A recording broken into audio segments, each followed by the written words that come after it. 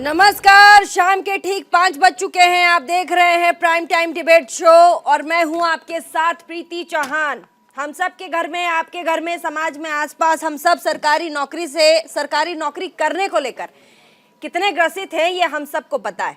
हम सब अपने अपने घरों में अपने भाई, भतीजे, दोस्त सबको सरकारी नौकरी के लिए सालों तक मेहनत करते और तैयारी करते देखते हैं। सरकारी नौकरी पा लेने की ख्वाहिश हर एक घर में पलता है और साथ ही जब सरकारी नौकरी के प्रिपरेशन के बाद सरकारी नौकरी नहीं मिलती, उसका दर्द भी हम सबको पता है। ऐसे में आपने ध्यान दिया होगा कि कई सालों से, कई महीनों से कई ऐसे राज्य रहे जहां पर सरकारी नौकरियों में भर्ती को लेकर के पेपर लीक का मामला लगातार सामने आया है। ऐसे में उत्तराखंड अभी चर्चा का विषय इसीलिए है क्योंकि 2 दिन पहले ही उत्तराखंड में आपने नोटिस किया होगा कि अचानक से पेपर लीक का मामला सामने आया। छात्र उग्र हो गए, तमाम छात्रों ने प्रदर्शन किया और ऐसे में लाठी डंडे भी छात्रों के ऊपर चलाए गए। और अब उत्तराखंड सरकार ने कानून पारित की है कि जो भी नकल करते हुए पकड़ा जाएगा उसे उम्र कैद की सजा होगी। 10 करोड़ का जुर्माना भी उस छात्र के ऊपर लगाया जाएगा। ऐसे में कहां तक जायज है? क्या हमारा जो सरकारी तंत्र है वो इतना दुरुस्त और सख्त भी नहीं है कि किसी भी छात्र को इस पूरे प्रक्रिया से बचाने के लिए कम से कम उम्र कैद की सजा वाले ट्रैक पे ना जाए? 10 साल 10 करोड़ का जो जुर्माना है उस वाले ट्रैक पे हमारी जो सरकार है वो ना जाए। आप इमेजिन कीजिए, मतलब फर्ज कीजिए कि अगर एक परीक्षा हॉल में छात्र बैठे हैं, कोई एक छात्र चीटिंग कर रहा है और उसने पर्ची किसी और छात्र पे फेंक दी, तो जो बच्चा चीटिंग नहीं कर रहा था, क्या उसे अगर पकड़ा गया वो, तो क्या उसे जेल हो जाएगी? क्या वो उम्र कैद की सजा का भागीदार होगा? क्या वो 10 करोड़ रुपए भरेगा? तमाम सवाल हैं। और साथ ही ये भी कि क्या राज्य सरकार के पास सिर्फ एक ही ऑप्शन बचता है पेपर लीक के मामले से बचने के लिए कि आप उम्र कैद की सजा लगा दें और साथ ही 10 करोड़ का जुर्माना भी, जिसे आप सरकारी नौकरी इतनी आसानी से नहीं देते। एक सीट पर एक रिपोर्ट बताती है कि जब कोई बच्चा सरकारी नौकरी के लिए एग्जाम देने जाता है तो एक सीट पर 175 छात्र एक सीट के लिए एग्जाम देते हैं। मतलब 175 कैंडिडेट्स में किसी एक लड़के या छात्र छात्राओं को नौकरी मिलेगी। इन सब पर आज हम बहस करेंगे, लेकिन उससे पहले एक छोटा सा रिपोर्ट ताकि आप समझ पाएं कि क्या कुछ चल रहा है। पेपर लीक का मामला आखिर होता क्या है, कैसे चीजें होती हैं, उत्तराखंड में आखिर बवाल क्यों मचा हुआ है। तमाम गेस्टों से बातचीत करेंगे, अपने लीगल एक्सपर्ट से हम जानेंगे कि क्या कुछ हो रहा है। लेकिन सबसे पहले रिपोर्ट, उसके बाद मेहमानों से मिलवाएंगे।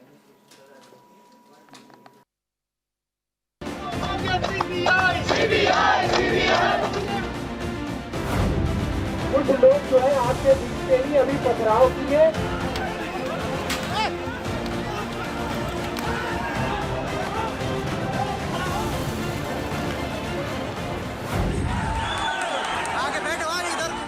देश में पेपर लीक की समस्या अब आम बात हो गई है। हर राज्य में पेपर लीक के केस आए दिन सामने आते रहते हैं। अभ्यर्थी मेहनत करते हैं और पेपर लीक हो जाते हैं, जिसके बाद परीक्षा रद्द हो जाती है। इसका खामियाजा सिर्फ और सिर्फ देश के युवाओं को ही उठाना पड़ता है। कुछ दिनों पहले उत्तराखंड में भी पेपर लीक का मामला सामने आया, जिससे नाराज अभ्यर्थियों ने सड़क पर उतरकर जोरदार प्रदर्शन भी किया। इस प्रदर्शन के बाद धामी सरकार एक्शन में आई और देश का सबसे बड़ा कानून लागू कर दिया। उत्तराखंड में देश का सबसे सख्त नकल विरोधी कानून लागू हो गया है। राज्यपाल लेफ्टिनेंट जनरल गुरमीत सिंह ने उत्तराखंड प्रतियोगी परीक्षा अध्यादेश 2023 पर मुहर लगा दी है। राज्यपाल ने 24 घंटे के अंदर ये कदम उठाया है। उत्तराखंड में इस कानून के बन जाने के बाद अब भर्ती परीक्षाओं में पेपर लीक, नकल कराने या अनुचित साधनों में लिप्त पाए जाने पर आजीवन कारावास की सजा मिलेगी। साथ में 10 करोड़ रुपए तक का जुर्माना भी देना पड़ेगा। इस गैर जमानती अपराध में दोषियों की संपत्ति भी जब्त कर ली जाएगी। इस कानून के बन जाने से अब जितनी भी होने वाली परीक्षाएं हैं वो सारी परीक्षाएं इससे आच्छादित हो जाएंगी। ये कानून उन पर लागू हो जाएगा और इस कानून के अंतर्गत जो हमने प्रावधान किया है कि अगर कोई परीक्षा में भाग लेने वाला अगर इसमें पकड़ा जाता है तो अगले 10 वर्षों तक वो परीक्षाओं में भाग नहीं ले पाएगा। नकल करवाने वाले जो गिरोह हैं, जो प्रमुख लोग हैं, अगर वो पकड़े जाते हैं तो उनको भी जहां 10 साल की कैद होगी वहीं सारी संपत्ति भी उनकी कुर्क होगी। राज्य में पेपर लीक की समस्या को जड़ से खत्म करने के लिए धामी सरकार ने ये सख्त कानून बनाया है। सिर्फ इतना ही नहीं, धामी सरकार के इस प्रावधान में अगर कोई अभ्यर्थी भर्ती परीक्षा में स्वयं नकल करते या नकल कराते हुए पाया जाता है तो ऐसे मामले में 3 साल की सजा और कम से कम 5 लाख जुर्माने का प्रावधान किया गया है। दूसरी बार भी अगर वही अभ्यर्थी अन्य प्रतियोगी परीक्षा में फिर दोषी पाया जाता है तो उस पर कम से कम 10 साल की सजा और 10 लाख रुपए तक का जुर्माना लगाया जाएगा। इसके पीछे यही हेतु है कि जो लंबे समय से ये उत्तराखंड के अंदर कैंसर की तरह लगा हुआ ये रोग था, इसको पूरी तरह से समाप्त करना है, सफाई करनी है। और हम विश्वास दिलाना चाहते हैं कि जितनी भी परीक्षाएं अब भविष्य में संपन्न होंगी, सारी की सारी पारदर्शिता के आधार पर होंगी, निष्पक्षता के आधार पर होंगी। उसमें किसी को कोई संदेह नहीं करना चाहिए। मैं अपने प्यारे बेटे बेटियों से भी कहना चाहता हूं कि सभी लोग इन परीक्षाओं की तैयारियों में लगे। कल पटवारी लेखपाल की भर्ती होनी है, उस भर्ती की सारी व्यवस्थाएं सुनिश्चित हो चुकी हैं। उत्तराखंड सरकार ने इस मामले में एक्शन तब लिया जब पेपर लीक से परेशान अभ्यर्थी सड़कों पर उतर आए। अपने भविष्य के सपनों को लीक होता देख छात्रों ने जोरदार प्रदर्शन किया। इसके बदले उन्हें पुलिस की लाठियां भी खानी पड़ी, लेकिन अपने उग्र प्रदर्शन के बल पर ही अभ्यर्थियों ने सरकार को इस मामले पर कड़ा एक्शन लेने के लिए मजबूर कर दिया। लेकिन अब देखना ये होगा कि धामी सरकार का ये एक्शन पेपर लीक जैसे मामले में सुधार लाता है या नहीं। Bureau report, news India. तो आपने हमारी रिपोर्ट देखी। तमाम मेहमानों से आपको मिलवा देते हैं। हमारे साथ शिल्पी अरोड़ा प्रवक्ता कांग्रेस की जुड़ चुके हैं, सुरेश जोशी प्रवक्ता बीजेपी के हमारे साथ जुड़ चुके हैं, रमेश भट्ट वरिष्ठ पत्रकार हमारे साथ जुड़ चुके हैं, अमीषा ठाकुर छात्र नेता NSUI के हमारे साथ स्टूडियो में मौजूद, Rudra Vikram Singh advocate supreme court के हमारे साथ जुड़ चुके हैं। सबसे बहुत बहुत स्वागत आप सभी का, आप सब यहाँ पे आए। और सबसे पहले हम रुक करना चाहेंगे सुरेश जोशी जी का, प्रवक्ता है बीजेपी का, प्रवक्ता है बीजेपी के। बहुत बहुत स्वागत आपका सुरेश जोशी जी। इतने सख्त कानून छात्रों के लिए, अगर कोई पकड़ा गया तो उसे उम्र कैद दीजिएगा, उसके बाद फिर आप 10 करोड़ का जुर्माना भी है। नहीं, देखिए, जिस तरह से प्रदेश में विगत इन 22 वर्षों से परीक्षाओं को लेकर के कई ऐसे मामले आ रहे थे, कैसे घपले घोटाले आ रहे थे, तो उसमें आज की आवश्यकता के आधार पर उसके अनुसार सरकार को युवाओं के भविष्य को देखते हुए ये सख्त नकल विरोधी कानून बनाने की एक आवश्यकता थी। ये समय की पुकार थी और इस समय की पुकार के मद्देनजर ये कानून बनाया गया है। और इस कानून को बनने के बाद अब कम से कम देखो, इसमें दोनों प्रोविजन रखे गए हैं, जहां एक और जो नकल कराने वाले लोग हैं, नकल कराने वाले लोगों का जो गिरोह है, उनके लिए आजीवन कारावास की सजा भी में का भी प्रोविजन है और उसके साथ साथ उनके लिए 10 करोड़ पता कैसे चलेगा कि नकल कराने वाला आदमी को हम उम्र कैद, वो तो ठीक है आप बता रहे हैं, लेकिन मैं कह रही हूँ कोई छात्र है, वो एग्जाम दे रहा है और नकल करता हुआ पकड़ा गया, क्या उसे उम्र कैद की सजा होगी? आप मुझे कानून समझाइए, देश के जितने नागरिक उन्हें भी समझाइए। नहीं, देखिए, जो छात्र नकल करते हुए पकड़ा गया है उसके लिए उम्र कैद की सजा नहीं है। उम्र कैद की सजा का प्रोविजन उसमें उसके लिए रखा गया है जो गिरोह संगठित होकर के इस कारोबार को करना चाहता है, ये करवाना चाहता है, जिसके द्वारा ये भविष्य पहले भी किए गए, भविष्य में ऐसे कारोबार को ना करे, तो ये उसके लिए है आजीवन कारावास। तो वो तो मैं कह रही हूँ, वो अगर किसी संगठन से, किसी संस्थान से जुड़ा हुआ होगा तब उसके संस्थान पे कार्रवाई होगी ना। मैं कह रही हूँ इंडिविजुअल कोई अगर लड़का है, सरकारी नौकरी के लिए एग्जाम देने जाता है और वो नकल करता हुआ पकड़ा जाता है, क्या उसे 10 करोड़ रुपए जुर्माना के तौर पे भरना पड़ेगा? प्रीति जी, आप समझ नहीं रही है मेरी बात को। मैं कह रहा हूँ कि जो बच्चा पेपर देगा, बच्चे के ऊपर ये प्रोविजन नहीं है। जो छात्र या छात्रा, जो युवा हमारे प्रदेश का पेपर देगा, उसके लिए ये प्रोविजन नहीं है। ये प्रोविजन जो इस नकल को सुनियोजित ढंग से एक कारोबार के रूप में यहाँ पर करना चाहता है, उसके लिए उसके लिए ये है। लेकिन नकल विरोधी कानून आप कह रहे हैं कारोबार के लिए है, लेकिन मेरा इंडिविजुअल सवाल है आपसे, आप कह रहे हैं कारोबार अगर कोई करवा रहा होगा तब ये नकल विरोधी कानून उस पर अप्लाई होगा। मैं कह रही हूँ कि अगर कोई इंडिविजुअल नकल करता हुआ पकड़ा जाएगा तो क्या उस पर ये नकल विरोधी कानून लगेगा या नहीं लगेगा? नहीं, नकल विरोधी कानून उस पर भी लगेगा। उसके लिए जो प्रोविजन रखा गया है उसपे ऐसा है कि अगर कोई नकल करते हुए पकड़ा जाता है छात्र या छात्रा, तो उसको 5 साल और 10 साल तक जो है कि आगे के परीक्षाओं में जो भी स्टेट के अंदर परीक्षाएं होंगी उन परीक्षाओं में वो सम्मिलित नहीं हो सकते हैं। 5 लाख से लेकर के 10 लाख रुपए तक का उन पे जुर्माना हो सकता है, उनकी 3 साल से 5 साल की सजा हो सकती है। ये प्रोविजन उनके लिए। ठीक है, हमारे साथ शिल्पी अरोड़ा प्रवक्ता हैं कांग्रेस के। शिल्पी अरोड़ा जी, एक तो मध्यम वर्गीय परिवार के बच्चे जो कि दिन रात मेहनत करके सरकारी नौकरियों में अपेयर करते हैं, एग्जाम देने जाते हैं और उम्मीद करते हैं कि काश सरकारी नौकरी हमें मिल जाए।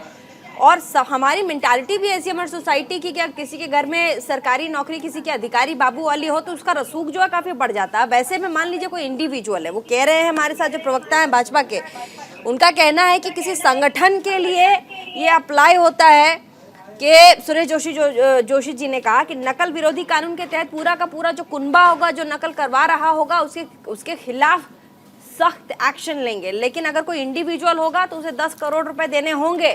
साथ ही जो प्रावधान है जेल का 10 या 5 साल वो बता रहे हैं। शिल्पी अरोड़ा जी, क्या करना चाहिए? क्या हमारे पास यही समाधान है? इसके अलावा हमारे पास कुछ समाधान नहीं है इसका? देखिए, समाधान कहते हैं ना, बहुत देर कर दी। ये कानून को लाते लाते बहुत देर कर दी। कितने छात्रों पर आपने, हमारी पहले मांग थी कि जिन छात्रों पर लाठीचार्ज हुआ है उसकी सीबीआई इंक्वायरी करी जाए। ये सारा जो कर रहे हैं मुझे समझ में नहीं आ रहा। इतने सब घोटाले, भर्ती घोटाले होने के बाद, नकल घोटाले होने के बाद अब ये जागे हैं और उसमें भी पूरी कमांड इनके पास है। ये किसको चूज करेंगे, पिक एंड चूज करेंगे, किसको ये कॉन्स्पिरेटर दिखाएंगे कि इसने षड्यंत्र करा और किसको स्टूडेंट दिखाएंगे कि इन्हीं के हाथ में है। एस राजू ने अपने स्टेटमेंट में कहा था कि बहुत सारे सफेद पोश लोग हैं जो ये इसमें जिनका नाम उजागर नहीं हुआ है, उनकी पूछताछ नहीं होती है। तो ये कहीं ना कहीं छोटी मछलियों पर, जो छोटे लोगों को फंसाने का काम किया जाएगा। जो बड़े लोग इन्वॉल्व हैं, जो एस राजू ने अपनी स्टेटमेंट में कहा था, मुझे नहीं लगता उनके ऊपर कुछ एक्शन हो पाएगा या उनको पकड़ा भी जाएगा। तो ये कहीं ना कहीं सरकार प्रायोजित ये चीजें होती हैं और इसमें सरकार के लोगों को कवर करने की कोशिश करी जाती है। जो भी इसमें सफेद पोश नेतागण इन्वॉल्व हैं उनको बचाने की पूरी कोशिश की जा रही है। तो कहीं ना कहीं कह रहे हैं कि सिस्टम वीक है, इसीलिए पेपर लीक है। बिल्कुल, सिस्टम पूरा वीक है, सिस्टम कोलैप्स्ड है।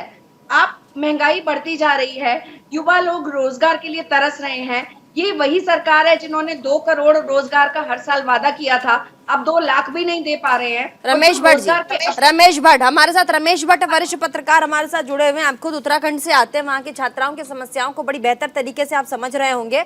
मैंने अभी नकल विरोधी कानून यहाँ खोला, इसमें साफ साफ लिखा है नकल विरोधी कानून के अंतर्गत नकल माफिया से जुड़े अपराधियों के लिए 10 करोड़ रुपए का जुर्माना और आजीवन कारावास या फिर 10 साल के दंड का प्रावधान किया जाएगा। इसके अलावा नकल माफिया की संपत्ति भी जब्त की जाएगी, उसका प्रावधान है। नहीं तो आप क्यों ये चाह रही है कि उनके ऊपर इतना सख्त प्रावधान लागू नहीं होना चाहिए? मैं कह रही कोई इंडिविजुअल है, मैं कह रही हूँ कि अगर कोई, आपको 2 एग्जांपल देता हूँ। आपको पता ये जो मेनेस है, हाँ, ये इतना बड़ा मेनेस बन चुका, वो नकल कोई पूछ के नहीं कर रहा है एग्जामिनेशन हॉल में। हाँ, आपको पता है 50-50 लाख रुपए में पेपर, एक कैंडिडेट अपना पेपर खरीद रहा है। हाँ, क्वेश्चन बैंक जिससे एग्जामिनेशन पेपर बनता है वो बाहर आ जाती है। हाँ, और एक बच्चा जो 10 साल से मेहनत कर रहा है, दिन रात मेहनत कर रहा है, जिसके माता पिता दिन रात अपना पेट काट कर उसको कोचिंग करा रहे हैं, उसको पढ़ा रहे हैं, उसके बाद एक सपना देखते हैं कि मेरा बच्चा कल के दिन इस सरकारी नौकरी में निकलेगा। उसकी नौकरी चंद पैसों में कुछ लोग बड़े बड़े माफियाओं से मिलकर ले लेते हैं। आप क्यों चाहती हैं उनको कठोर से कठोर सजा न मिले? अच्छा ठीक है रमेश भट्ट जी, मेरे सवालों का जवाब मैं, ठीक है रमेश भट्ट जी, आपने कहा स्कूल और कोचिंगों में बड़े महंगे फीस देकर वो पढ़ाते हैं। क्या सरकार का जो कानून है वो कोचिंगों के प्रति सख्त नहीं होना चाहिए था? जो कोचिंग संस्थान है, नहीं, एक सेकेंड, अगर कोई स्टूडेंट इंडिविजुअल, मैं कह रही हूँ वहां लिखा हुआ है, यहाँ लिखा अगर कोई भी व्यक्ति नकल माफिया के अपराधियों से जुड़ा हुआ पाया जाता है, अगर कोई इंडिविजुअल चीटिंग कर रहा होगा तो उसके लिए क्या करेंगे आप? उसे भी अब 10 करोड़ रुपए देने के लिए मजबूर करेंगे आप उस छात्र को? आप थोड़ा सा डिफरेंशिएट करिए, एक बार इस कानून को आप एक बार देख लीजिए। इसका जो फर्स्ट है, जो पहला क्लॉज आप कह रही हैं कि एक ऐसा तंत्र जो अनुचित साधनों का प्रयोग कर नकल करता या करवाता हमारे पकड़ा पास, गया, मैं क्योंकि ये वहाँ- कह रही हूँ, सरकारी नौकरी करने का दबाव इतना होता है रमेश भट्ट जी, आपको पता है कि सोसाइटी हमारी है वो क्या सोचती है। तो ऐसे में 10 करोड़ रुपए अगर कोई बच्चा पकड़ा ही जाता है, 10 करोड़ रुपए कहाँ से देगा? इसमें जो प्रावधान है वो अलग अलग प्रावधान है। जो 5 लाख और 10 लाख का जुर्माना इंडिविजुअल बेसिस पे है। अगर कोई कोचिंग सेंटर, कोई तंत्र या कोई पूरा माफिया गिरोह करता है, वहां 10 करोड़ रुपए का प्रावधान किया। अगर आप 3-4 क्लॉजेस देखेंगी उसमें सारी बातें की है। जैसे इसमें 2 क्लॉजेस हैं, जैसे मैं कहूं कि पहली बार अगर वो पकड़ा जाता है तो उसे 5 लाख का जुर्माना होगा, दूसरी बार पकड़ा जाएगा उसे 10 लाख का जुर्माना होगा। लगे हाथ पहली बार में अगर है तो वो 10 साल तक पेपर नहीं दे सकता, दूसरी बार पकड़ा गया तो आजीवन पेपर देने पे उस पर प्रतिबंध लग जाएगा। मेरे पास लार्जर पर्सपेक्टिव क्या होना चाहिए, ठीक है आप इसके क्लॉज टू क्लॉज डिस्कस कर सकते हैं, बट ये इतना बड़ा डेटरेंट बनना चाहिए। आपको अगर मैं अपनी ही स्टेट की बात बताऊं, हमारे स्टेट में 2 एग्जाम कराने वाली संस्थाएं हैं, एक है यूके SSSC, एक है यूके PSC। पहले यूके SSSC में एक के बाद एक भर्ती घोटाले निकले, तो ये कहा गया कि साहब यूके SSSC की जगह आप यूके PSC से कराइए। अच्छा एक बात बताइए, से पता लगा कि साहब रमेश भट्ट जी सुनिए रमेश भट्ट जी, लगता है रमेश भट्ट जी सुनिए, रमेश भट्ट जी, एक रिसर्च ये बताती है कि जितने भी सरकारी नौकरियां निकलती है, जिन विभागों में सरकारी भर्तियां निकलती हैं, उनसे जुड़े हुए जो अधिकारी होते हैं, आधा से ज्यादा पेपर लीक वही अधिकारी जन करवाते हैं। इन अधिकारियों के प्रति ये जो पकड़े जाते हैं, इनके प्रति फिर कौन सा प्रावधान लागू होगा, ये भी समझा दीजिए जरा। तो ये जो पहला क्लॉज है ना, ऐसे तंत्र, ऐसे लोग, ऐसा व्यक्ति, ऐसा सिस्टम, जो लोग भी इन्वॉल्व होंगे ये सब उसके दायरे में आ जाएंगे। अब ये भी एग्जांपल मैं आपको बताऊं, जब यूके SSSC में और यूके PSC में ये पता लगा कि अंदर के लोग, जिसको बोलते हैं कि बहुत ही अति गोपन विभाग का अति गोपन अधिकारी, जिसके जिम्मे था उस पेपर की सैंक्टिटी को बनाए रखना, वही इन्वॉल्व हो गया पैसों में और उसने क्वेश्चन बैंक पूरा बाहर दे दिया अपनी पत्नी के सपोर्ट से, तो उसमें इस बात का भी क्लॉज रखा गया है।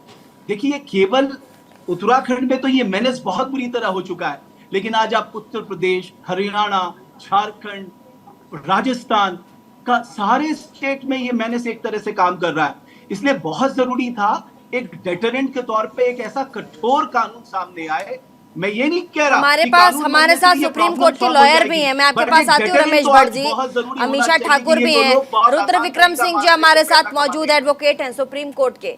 ये जो इतना ये नकल विरोधी कानून है रुद्र विक्रम सिंह जी, इसे आप कैसे देखते हैं? छात्रों के लिए, जैसा कि रमेश भट्ट जी ने कहा कि 5 साल या 10 साल का अगर पहली बार जो नकल करता हुआ पकड़ा जाएगा उसे 5 साल के लिए एग्जाम देने से बैन किया जाएगा, दूसरी बार पकड़ा गया तो 10 साल के लिए बैन किया जाएगा।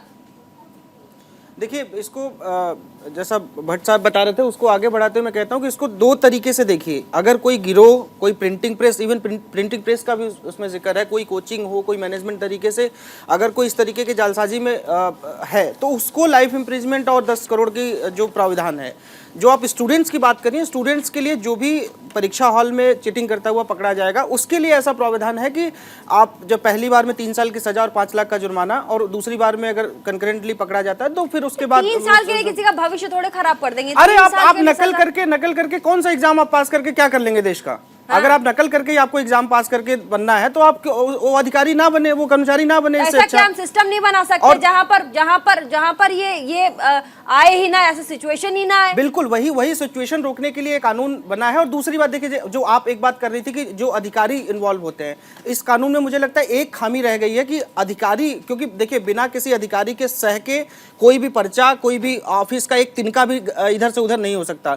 तो अगर ये मुझे लगता है स्पेसिफिकली, हालांकि उन्होंने पर्सन लिखा है उसमें कानून में, लेकिन स्पेसिफिकली अधिकारियों के लिए भी उसमें इंगित होना चाहिए था कि अगर कोई अधिकारी इसमें सम्मिलित पाया जाता है तो उसके खिलाफ क्या कार्रवाई होनी चाहिए। वो मुझे लगता है कि इसकी अभी, हालांकि ये ऑर्डिनेंस है, अभी जब बिल के रूप में ये शक्ल लेगा तो मुझे लगता है कि इसमें एक सुधार की गुंजाइश है, क्योंकि सबसे जो जिम्मेदार आदमी होता है वो अधिकारी होता है, वही सब कराता है बिना उसके बिना। ये एक बेसिकली क्या है प्रीति जी, मैं बता दूं, क्योंकि इस समय इतना बड़ा एजिटेशन चल रहा है। जवाब दीजिए ना, नहीं आप बताइए मत। रुद्र विक्रम सिंह जी ने आपकी बातों को आगे बढ़ाया, लेकिन एक बहुत महत्वपूर्ण सवाल उन्होंने पूछा, रुद्र विक्रम सिंह जी ने, क्या अधिकारियों के लिए एक इम्पोर्टेंट क्लॉज है जो कहीं ना कहीं छोड़ दिया गया, उनके लिए अगर कर दिया जाए तो ज्यादा बेहतर है?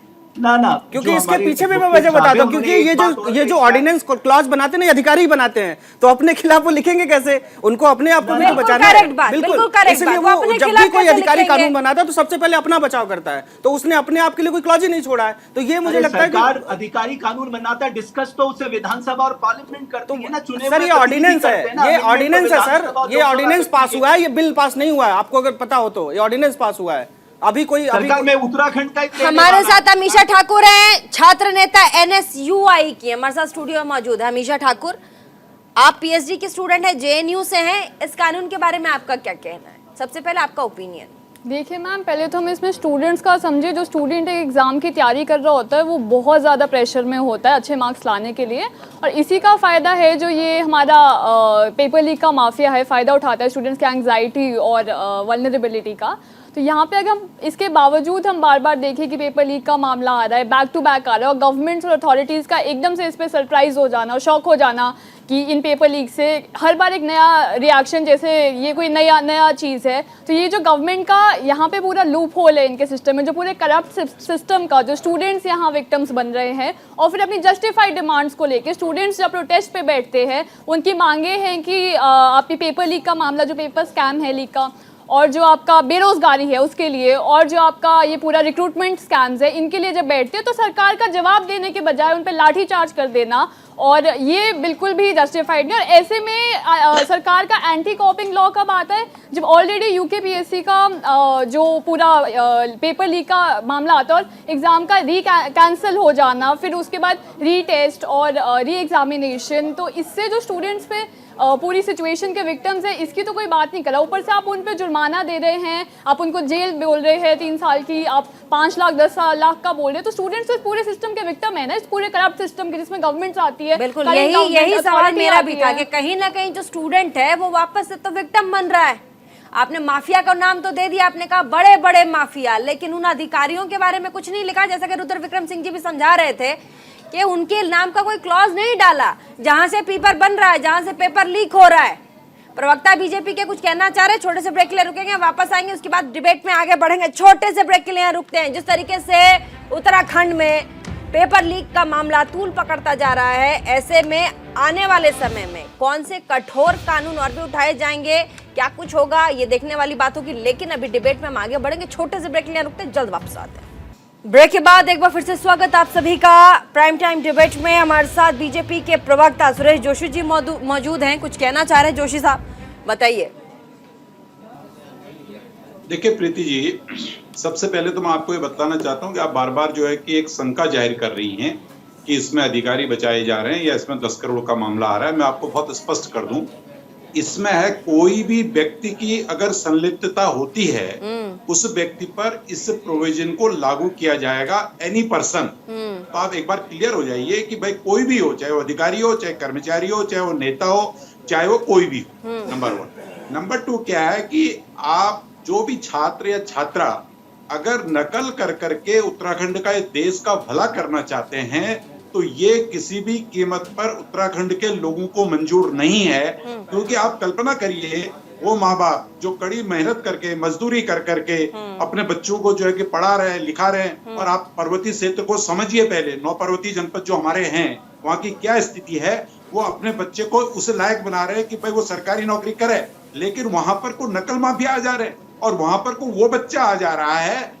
जो बच्चा नकल से उस कुर्सी को प्राप्त करना चाहता है। सुरेश जोशी जी, यहाँ सवाल ये है, सुरेश जी आपने बहुत अच्छे से समझाया। उसको करेगा वो। सुरेश जोशी जी, सुरेश जोशी जी आपने बहुत ये पैसे होते हैं, बहुत, इसलिए आपने बहुत अच्छे से समझाया सुरेश जी। संकल्पबद्ध है किसी भी कीमत पर अब उत्तराखंड में। सुरेश जोशी जी, आपकी बात करके यहाँ पर मेरी बात सुन रहे हैं आप? आपने बहुत अच्छे से समझाया जोशी साहब। मेरा सवाल यहाँ ये है कि ठीक है, आपने कानून बनाया, आपने कुछ सोच के समझ के कानून बनाया होगा। लूप फॉल की बात हमारे सुप्रीम कोर्ट के एक्सपर्ट यहाँ बैठे हुए हैं, उन्होंने आपको बताया। अब यहाँ सवाल ये है कि इससे पहले जितने भी पेपर लीक हुए होंगे, जिनके ऊपर आरोप हैं, क्या इस पूरे कानून में, उनके लिए कुछ क्यों नहीं किया गया कि हम सीबीआई की जांच करवाएंगे उन अधिकारियों जिनके ऊपर आरोप लगे हैं? अरे प्रीति जी सुनिए, अब मैं आपको 2 जानकारियां और दे दूं जो शायद आपके संज्ञान में नहीं होंगी। 3-4 जानकारी और भी दे दीजिएगा, पूरे देश के संज्ञान में आ जाएगा। मैं कह रही हूँ 2 ही नहीं, 4-5 और दीजिए, पूरे देश के संज्ञान में आ जाएगा। बोलिए। आप सुनिए तो सही, आप क्वेश्चन पे क्वेश्चन कर रही हैं, उत्तर भी तो ले लीजिए। इतनी उतावली क्यों हो रही है? आप उत्तर दे रहा हूँ मैं आपको, सुनिए आप। सर मेरा काम है कर सवाल पूछना, कोई उतावली नहीं हूँ। सुनिए देश के ऊपर बच्चे पूछिए, मुझे स्टूडेंट्स के ऊपर लाठीचार्ज किया जाता है, हम उतावले भी ना हो, सवाल भी ना पूछे हमारे। सुनिए सर एक सेकेंड, आप आते होंगे, आपने कहा मुझे कि मैं उतावली हो रही हूँ, मैं क्या कह रही हूँ, आप आते होंगे पॉलिटिकल पार्टी के खाते से। सर मैं जर्नलिस्ट हूँ, मेरे घर में भी मेरा भाई है, मेरी बहन है जो सरकारी नौकरी के लिए प्रिपरेशन करता है, तो मैं उतावली नहीं हूँ। इस देश का आम नागरिक और युवा उतावला, उसको जाके कहिए आपके क्यों उतावले एग्जाम दे रहे हो। नहीं तो दे तो आप जब सुनिए प्रीति जी, आप क्वेश्चन कर रही हैं तो उसका आंसर तो लेंगे ना। बिना आंसर उतावली सर मुझे मत बताइए, आप बताइए, जवाब दीजिए। नहीं तो आपने बिठाया क्यों हमको? सर जवाब आपने कि आप हमारा जवाब लेंगे या इसलिए बिठा दिया कि आप बोलती रहेंगे? सवाल कई हैं, इसीलिए मैंने आपको आते ही ब्रेक के बाद कहा कि आप जवाब दीजिए। जैसे ही आपने जवाब देना शुरू किया, मैंने काउंटर सवाल पूछा, क्योंकि आपके सवाल में ही कई सवाल थे, आपके जवाब में ही कई सवाल थे। बोलिए। देखिए पहली बात मैं आपको बताऊं कि जो आपने एक प्रश्न किया, आपने जो सवाल किया कि क्या पिछले जो परीक्षाएं हुई हैं उनके लिए प्रोविजन नहीं किया गया है, मैं आपको बतलाना चाहता हूं कि जो पिछली परीक्षाओं में धांधली हुई है उसके लिए हाई कोर्ट के जज की अध्यक्षता में कमेटी बना दी गई है और उसके लिए उसका अप्रूवल सरकार ने दे दिया गया है कि उन सभी परीक्षाओं की जांच कराई दी जाएगी, उस पर जो भी दोषी होंगे उन पर भी कार्रवाई होगी, पहली बात। और दूसरी बात, जो कल की जो घटना है उस घटना के लिए भी माननीय मुख्यमंत्री जी ने सभी युवाओं के साथ आज अपील की, आपके चैनल ने भी अभी दिखाया है कि भाई हम जो है संकल्पित हैं, प्रतिबद्धित हैं कि भाई कोई भी इस प्रदेश के अंदर अब जब इस तरह की घटना होती है, इस तरह के नकलची पकड़े जाते हैं, नकल करने वाले गिरोह पकड़े जाते हैं, तो उन पर तत्काल कार्रवाई की जाएगी इस नकल विरोधी कानून के तहत। ये 2 बातें बहुत क्लियर हो चुकी हैं। हाँ, निश्चित तौर पर मैंने पहले शुरुआत में कहा कि प्रदेश के अंदर 22 वर्षों में जितनी परीक्षाएं हुई हैं, लगभग बहुत सारी परीक्षाएं ऐसी थी जिसमें अंगुली उठी थी। भाई कुछ की जांच में सामने कुछ चीजें आ गई, कुछ की नहीं भी आई होंगी, तो इसलिए अब सरकार ने जो है कि 2 लक्ष्य रखे हैं, एक तो युवाओं को रोजगार देना और दूसरा ट्रांसपेरेंसी से देना। और हम लोग जो है कि जितने भी सरकारी पद रिक्त हैं, लगभग 38,000 पद प्रदेश में रिक्त हैं, हम चाहते हैं कि 1 वर्ष के अंदर हम सभी पदों को भर दें। ये सरकार की नीयत है और ये सरकार की नीति है। एक बार में सारे पदों को भर देंगे, ये प्रदेश की नीयत है? अच्छी नीयत है ना सर, बताइए। एक बार में सारे प्रदेश के जितने भी अतिरिक्त वैकेंसियां हैं, जहां पर भर्ती बाकी है। प्रीति जी, अभी हम लोगों ने 4200 पदों की जो नियुक्तियां होनी है उसकी विज्ञप्तियां जारी की हैं। फर्स्ट फेज 2 रमेश भट्ट कुछ कहना चाह रहे हैं, उम्मीद करती हूँ पत्रकार बन के बोलेंगे। बोलिए, पद भरेंगे, निष्पक्ष बोलिएगा। रमेश भट्ट जी, ठीक है, रमेश भट्ट जी बोलिए, क्या कह रहे हैं? देखिए, एक चीज मैं आपको बहुत ही क्लियर करना चाहूंगा कि अभी इसका ड्राफ्ट किसी के पास नहीं है। जो इतनी शंकाएं इस पे पैदा की जा रही हैं, जो जोशी जी ने कहा उनकी बात से मैं सहमत हूं। मैं आपको पढ़ के सुना देता हूं। यदि कोई व्यक्ति प्रिंटिंग प्रेस, सेवा प्रदाता संस्था, प्रबंध तंत्र, कोचिंग संस्थान वो अनुचित साधनों का उपयोग करता है, उसमें जब व्यक्ति की बात आती है तो नेचुरली उस व्यक्ति की जो बातचीत होगी, जब डिस्कशन में आएगा, ये सारे लोग उसमें दायरे में आएंगे। ऐसा नहीं है कि साहब हमने मतलब इसमें किसी को बचाया गया। ये विधानसभा में चर्चा में जब आएगा, नेचुरली आपको ऑर्डिनेंस को अगले 6 महीने में कानून विधानसभा से पारित कराना होता है। दूसरी बात मैं ये कहना चाहूंगा, ये हमारे लिए मतलब एक स्टेट, देवभूमि उत्तराखंड जैसे स्टेट के लिए इतनी शर्म की बात है। मुझे कहने में कोई हिचक नहीं है कि यहाँ इतना बड़ा मेनेस बन गया था, ये पेपर लीक इतना बड़ा मेनेस बन गया था कि कोई कल्पना नहीं कर सकता। आप सोचिए, जिसके ऊपर जिम्मेदारी है पेपर, और इससे पहले जितनी बार हुई उसके सर, हाँ बोलिए, जिसके ऊपर जिम्मेदारी है उस पेपर की सैंक्टिटी को मेंटेन करने का, कि वो पेपर कहीं लीक ना हो जाए, उसी ने पूरा क्वेश्चन पेपर लीक कर दिया।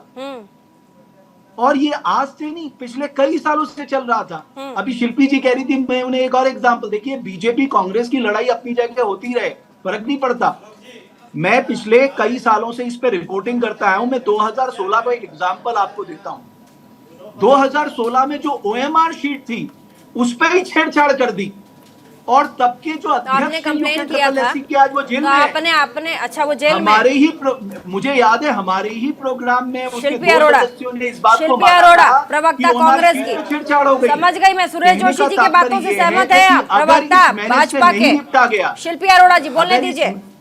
शिल्पी अरोड़ा अगर जी इस मैनेज से नहीं निपटा गया तो आपको ये आवाज आ रही है मेरी? बहुत शिल्पी दिक्कत होने जा रही है। अनम्यूट कीजिए, अनम्यूट कीजिए शिल्पी। जी हाँ। मेरा कहना है, आपके पास जो कानून तो है ना, आप सीबीआई इंक्वायरी क्यों नहीं करते? जब एस राजू ने कुछ नेताओं की बात करी, आप उन पे क्यों नहीं आपने उनसे पूछताछ करी? क्यों उन लोगों को जो मास्टरमाइंड थे, मैंने कहा बार बार इस कानून के तहत छोटी मछलियों को पकड़ा जाएगा और जो बड़े मगरमच्छ हैं उनको बचाने का प्रावधान किया जा रहा है। जो सफेदपोश नेता हैं, जो इसकी प्लानिंग करते हैं, जो इसको एग्जीक्यूट करते हैं और अफसरों का, सरकारी अफसरों का सहारा लेते हैं, उनको कहीं ना कहीं बचाया जाएगा और स्टूडेंट्स और जो क्लैरिकल लेवल के लोग हैं उनको टारगेट करने का काम किया जाएगा। और जो हुआ, सबसे पहले तो हमारी मांग ये है कि ये लोग सीबीआई इंक्वायरी करें। जो आधी रात को आप स्टूडेंट के ऊपर बर्बरता करते हैं, जो लड़कियां वहां शांतिपूर्ण तरीके से धरना प्रदर्शन कर रही हैं, उस पर आप कार्रवाई नहीं करते। जो लाखों अपॉर्चुनिटीज आपने युवाओं के लिए छोड़ दी हैं, उसके लिए आप क्या एक्शन ले रहे हैं? जो पीछे के पेपर लीक के केस है, उसमें आपने कितनी गंभीरता से जांच करी?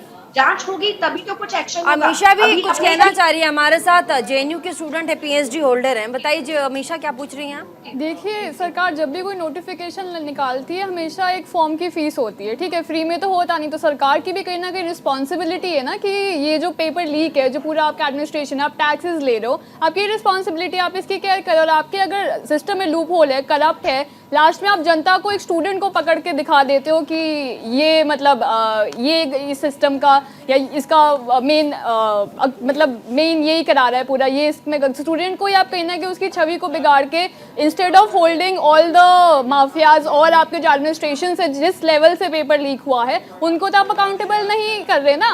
आप एक स्टूडेंट को यूज़ कर रहे पब्लिक लास्ट में भी अपना वो दिखाने के लिए। तो स्टूडेंट का तो हर लेवल पे विक्टिम बन रहा है। रोजगार भी आप नहीं दे रहे, बेरोजगारी इतनी बढ़ चुकी है, फीस हाइक कर रहे हो, आप फंड्स कट कर रहे हो इंस्टीट्यूशंस के, प्राइवेट कोचिंग चल रही है। तो ये तो आपकी सरकार में बिल्कुल भी सही नहीं है।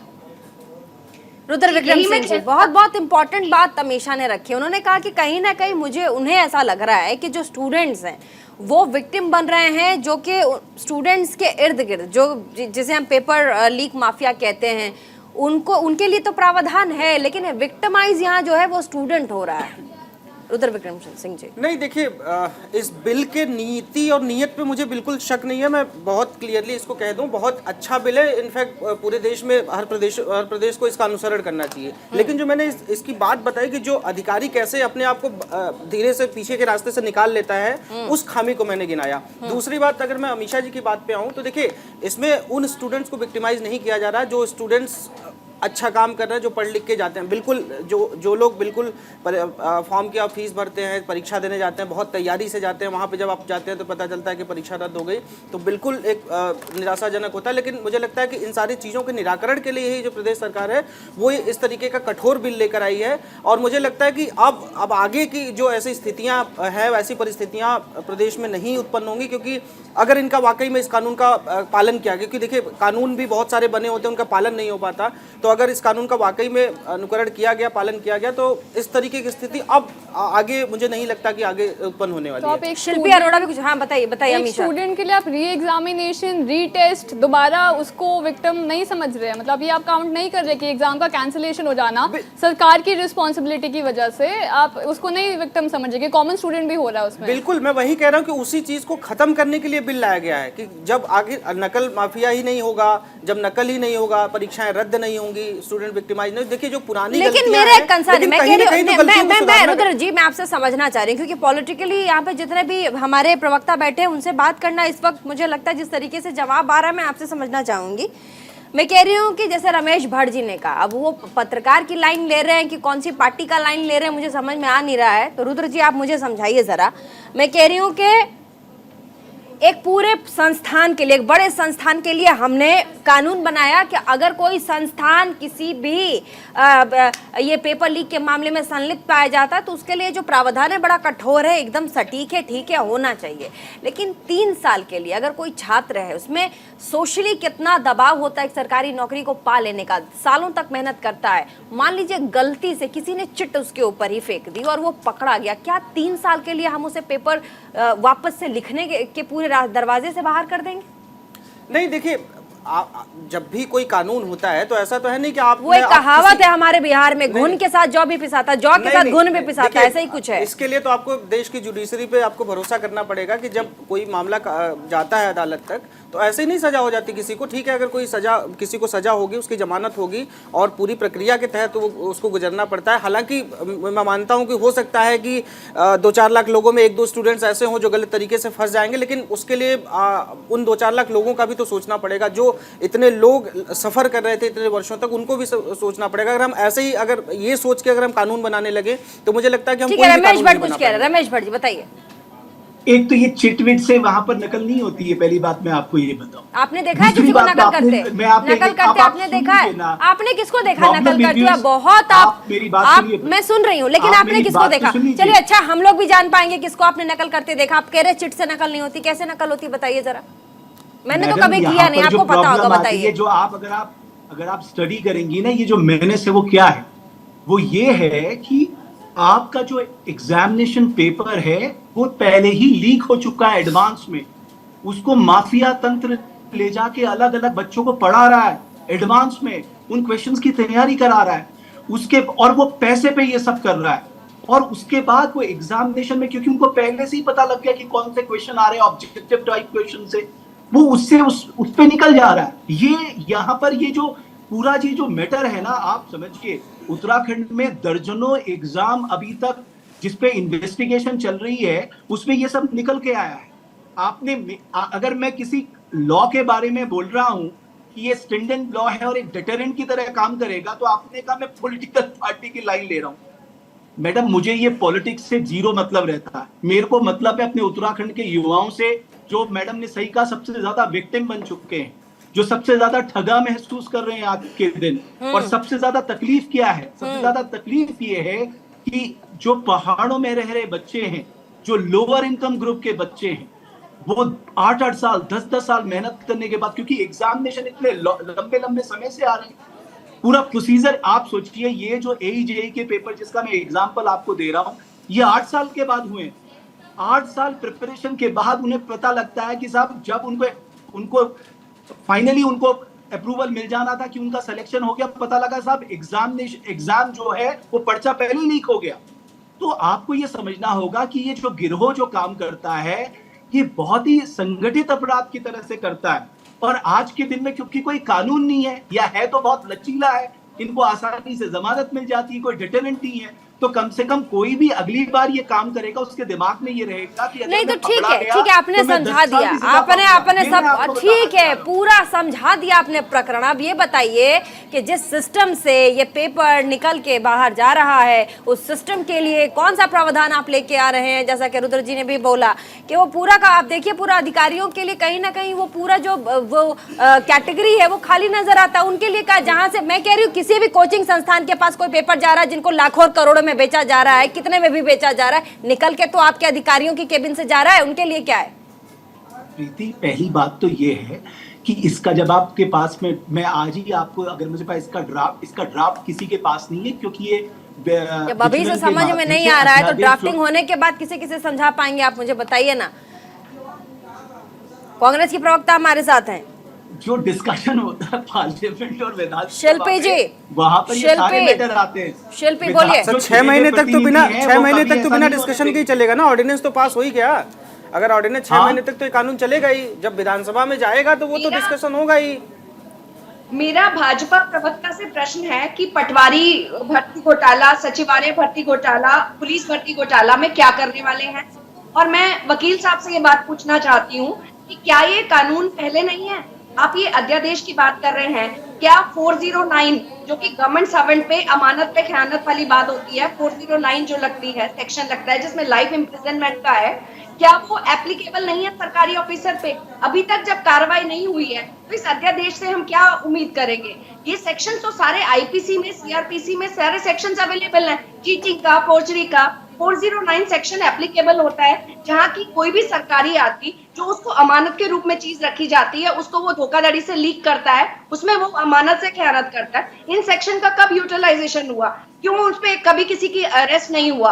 और अभी तक ये जो घोटाले हो चुके हैं, उन लोगों को कैसे ये सरकार कंपनसेट करेगी जो युवा इतने रोजगार के अवसर खो चुके हैं? ठीक है, जवाब दे रहे सुरेश जोशी जी, कुछ बोलना चाह रहे हैं, हाथ उठा रहे, जवाब ले लीजिएगा। सुरेश जी जवाब दीजिए। मैं सहमत हूँ कि जो फी बच्चे खर्चेंगे, जो माँ बाप अपना पेट काट के बच्चों की नौकरियों के लिए फी भर, उस फी की भरपाई सरकार कैसे करेगी? आपने कह दिया पेपर लीक हुआ है, बात खत्म हो गई। वो बच्चे फिर से प्रिपेयर करते हैं, करोड़ों रुपए फीस इकट्ठी होती है सरकारी राजस्व में, उसका क्या करा जाएगा? ठीक है सुरेश जी, जवाब ले लीजिएगा। शिल्पी जी, सुरेश जी जवाब देंगे। देखिए, पहली बात तो मैं आपको बताऊं कि पेपर लीक के मामलों में या परीक्षाओं की गड़बड़ियों के मामले में जब 2016-2015 के अंदर ग्राम विकास अधिकारी के पदों की भर्तियों में गड़बड़ी हुई थी, उसकी जांच सरकार ने बिठाई, तो यूके SSS के चेयरमैन आज जेल के अंदर हैं और उसके साथ साथ कई अधिकारी आज भी जेल पे जिनकी जमानतें नहीं हुई है। इसलिए ये कहना कि भाई जांच नहीं हुई और लोगों पे कार्रवाई नहीं हुई, ये आपके संज्ञान में आपके चैनल के माध्यम से मैं ला रहा हूं। एक नहीं दर्जनों अधिकारी आज जेल पे हैं जिन्होंने ये कृत्य किया है। और आगे के लिए सरकार ने बहुत साफ स्पष्ट तौर पर कह दिया कि चाहे पटवारी भर्ती घोटाले का मामला हो, चाहे पिछले कोई भी मामले हों, उन सभी मामलों में जो न्यायाधीश महोदय जांच करेंगे, उनकी जो कमेटी बनेगी, वो जो संस्तुति देंगे, उस संस्तुति के आधार पर हम सब पे कार्रवाई करेंगे। और इसका एक एग्जाम्पल भी मैं आपको देता हूं। एक कमेटी ने, जब हमने कमेटी बनाई थी विधानसभा की कमेटी ने कहा कि भाई ये सारी चीजें गलत हुई हैं, उन गलतियों को आधार मानते हुए सभी लोगों को उस पर हमने डिसमिस किया, टर्मिनेट किया। और अब उसमें अभी आगे की उस पर कार्रवाई चल रही है, उस पर जो अधिकारी इन्वॉल्व हैं और जो इन्होंने कहा कि सफेद पोस्ट वाली बात कही है, जो सफेद पोस्ट भी इन्वॉल्व हैं और जो अधिकारी भी इन्वॉल्व हैं, उसमें बहुत कुछ बचने वाले नहीं है, क्योंकि ये तो स्टार्टिंग है। इस प्रदेश के अंदर 22 सालों में जो भी इस तरह के कृत्य किसी ने भी किए, उत्तराखंड के अंदर जो कृत्य हुआ है, उसमें वो सफेद पोस्ट हो, उसमें वो अधिकारी हो, उसमें कोई कर्मचारी हो या उसमें कोई भी व्यक्ति हो, कोई इन 1-1.5 साल के अंदर जब सारी जांचें सामने आएंगी तो आपके चैनल पे बैठ करके एक दिन डिस्कस करेंगे, इतने सफेद पोस्ट चले गए और इतने लोग चले गए। ये सारे विषय आने वाले हैं, ये कोई रुकने वाला नहीं है। ठीक है, रमेश भट्ट जी कुछ कहना चाह रहे हैं, हाथ उठा। रमेश भट्ट जी, इतने सारे इस कानून के बाद भी अगर विधानसभा का जिक्र किया, थोड़ा रिकॉर्ड को स्ट्रेट करते हैं। विधानसभा में प्रीति जी आपको जान के हैरानी होगी, वहां तो एग्जाम भी नहीं हुआ, वहां तो सारे नेताओं ने अपने रिश्तेदारों को भर लिया। हटा और तो दिए जिन ना, नेताओं ने अपने रिश्तेदारों को भरा उन पे कार्रवाई नहीं, तो हटा दिए सारे, जिनको नौकरी सबको हटा दिया गया है और अभी उस पर जांच जारी है, वो जांच पूरी नहीं हुई है। देखो, आपके संज्ञान के लिए बताऊं कि जांच अभी पूरी नहीं हुई है, जांच जारी है, आप इंतजार करिए उसका भी। बहुत चौंकाने वाले आपके सामने नतीजे आएंगे। जोशी जी प्लीज, अब जोशी जी इस पे मुझे मैं भी, आप पता है, आपको भी पता है, मैं भी आप ही के यहाँ पर रहता हूँ, मुझे भी ये सारी चीजों से वो है। प्रीति ने एक बात सही कही, मैं उसकी एक बात से सहमत हूं कि साहब केवल कानून एक डिटरेंट का काम कर सकता है। मुझे याद है 2013 में जब निर्भया कांड के बाद पूरा देश हल्ला कर रहा था, लाइए कठोर कानून, लाइए कठोर कानून, क्रिमिनल लॉ अमेंडमेंट एक्ट आ गया कि आज बच्चियों के खिलाफ रेप के मामले रुक गए। केवल कानून काम नहीं करेगा, आपको सिस्टमिक रिफॉर्म करने होंगे। ये सिस्टम में इतनी खामियां हैं, आपका स्टैंडर्ड ऑपरेटिंग प्रोसीजर बहुत महत्वपूर्ण सवाल आपने पूछा, जो मैं कई बार पूछ चुकी हूँ। सिर्फ कानून से कुछ नहीं होगा, बिल्कुल सही कह रहे हैं आप कि आप उसे धरातल पर इम्प्लीमेंट कैसे करेंगे और कैसे पूरा सिस्टम आपका दुरुस्त होगा। जोशी जी नहीं, देखिए ना, अभी कानून को आए हुए 12 घंटे भी नहीं हुए। 12 घंटे के अंदर देखिए, हमारी मंशा और हमारी नियत पर आप शंका मत करिए। देखिए, जब प्रदेश का युवा आज जो है कि इस विषय को लेकर के त्रस्त है और उनके माता पिता जिन्होंने कड़ी मेहनत मजदूरी तो कर आप उन पे करके लाठीचार्ज न खा कर रहे हैं। करके ये कौन और सा अपने जो तरीका है कि है? बदन में ठीक है, आपसे वस्त्र न आपसे रख सवाल करके पूछ आप रही देखिए हैं। पहाड़ की स्थिति क्या ठीक है तो जोशी ये- जी एक स्टूडेंट हमारे पास बैठे, हमारे साथ स्टूडियो में बैठी हुई है अमीशा, जेएनयू की स्टूडेंट है, आपसे एक सवाल पूछ रही है, बताइए अमीशा, सर, जब पूछिए। यही सवाल एक युवा पूछ रहा है, एक स्टूडेंट पूछ रहा है आपसे, प्रोटेस्ट कर रहा है और ये अपने रोजगार को लेके और अपने पेपर लीक को लेके पूछ रहा है, तो आप उस पर लाठी चार्ज कर रहे हैं। और यहाँ पे आप खुद कंडेम करें तो आप उस लाठी चार्ज को भी कंडेम करिए जो सरकार का तरीका है। नहीं वो कह रही है सरकार के तरीके पे प्रश्न उठा रही है, कह रही है कि सरकार का नहीं, तरीका सुनिए, स्टूडेंट मैं को उसका भी समझाने जवाब का दे रहा हूं। लाठी मैंने डंडा वाटर कैनन होता है। सुनिए मैंने कहा कि मैं आपके हर प्रश्न का उत्तर देने के लिए यहाँ पर बैठा हूँ। बिल्कुल, आप एकदम संयम से जवाब भी दे रहे हैं। नहीं दे रहा हूँ ना, मैं उत्तर ही तो दे रहा हूँ, इसलिए तो बैठा हूँ। बोलिए। देखिए जो लाठीचार्ज हुआ है, जो छात्रों के साथ गलत हुआ है, हमने उस बात को एक्सेप्ट किया, वो गलत हुआ है। हमने, हमारे संगठन ने खुद मुख्यमंत्री जी से मांग की कि इसकी तुरंत जांच करवाइए। पहली बार उत्तराखंड में आज तक क्या होता था कि इस तरह के, चाहे वो बीएड प्रशिक्षितों के साथ हुआ हो, चाहे आंगनबाड़ी के साथ हुआ हो, चाहे भोजन माता के साथ हुआ हो, चाहे शिक्षा मंत्रियों के साथ लाठीचार्ज या कैनन का प्रयोग हुआ हो, कभी भी एसडीएम स्तर से ऊपर की जांच नहीं हुई। इस समय सीधे मुख्यमंत्री जी ने चीफ सेक्रेटरी को आदेशित किया और गढ़वाल के कमिश्नर उसकी जांच कर रहे हैं। बहुत जल्दी उसका नतीजा आएगा, उस पर जो अधिकारी, जो ठीक है, रुद्र विक्रम सिंह जी, दोषी होगा उस पर भी कार्रवाई होगी। ठीक है, कार्यवाही होगी। रुद्र विक्रम सिंह जी, इम्प्लीमेंटेशन की बात आती है, आपने कानून बना दिया, बहुत बहुत बड़े लेवल का कानून है, इम्प्लीमेंट कैसे करेंगे धरातल पर?